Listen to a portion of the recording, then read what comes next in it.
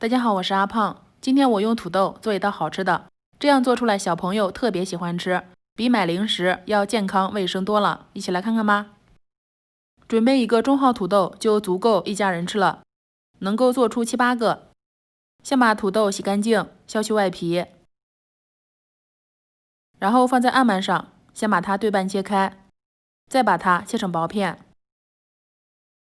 切好后放入平盘中，再把它平铺均匀，然后直接冷水上锅，盖上盖子，开大火蒸上25分钟，直到把土豆蒸得非常软烂，像这样，用筷子轻轻一夹就断了就行了。然后把它取出来，趁热把蒸好的土豆放入大碗中。因为有小朋友吃，所以加入1勺白糖，也可以做成原味的。最后用勺子把它压成比较细腻的土豆泥。接着再向里面加入适量的糯米粉，糯米粉不需要加太多。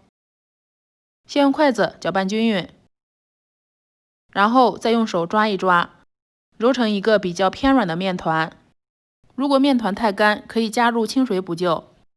然后揪起一团，大小像网球那般大，放在掌心里，先把它团瓷实，然后再用拇指中间旋出一个窝窝，旋的大一点，皮不要太薄，像这样。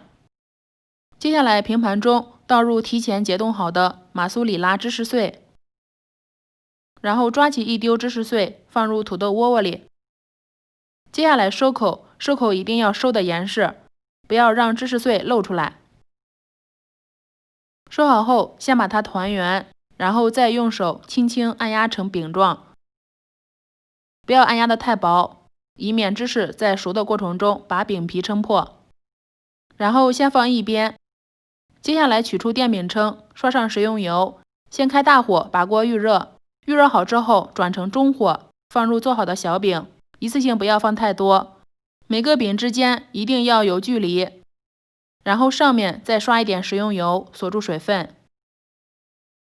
下面找一个有高度的盖子盖上来，因为电饼铛盖子容易压破。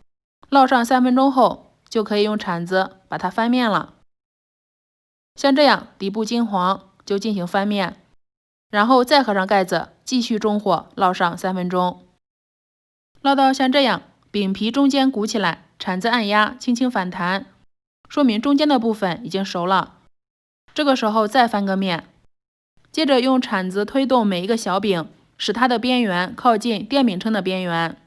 这样做的好处，不易熟的边缘也被烫熟了。然后用铲子在时而不时转动每一个小饼，使每个边缘都被烫熟。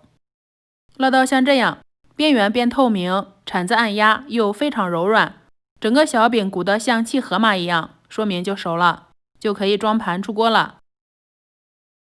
我们来看一看，这样做的小饼非常的柔软，两面金黄，闻着就特别的香甜。撕开之后，里面是拉丝的，小朋友特别喜欢吃。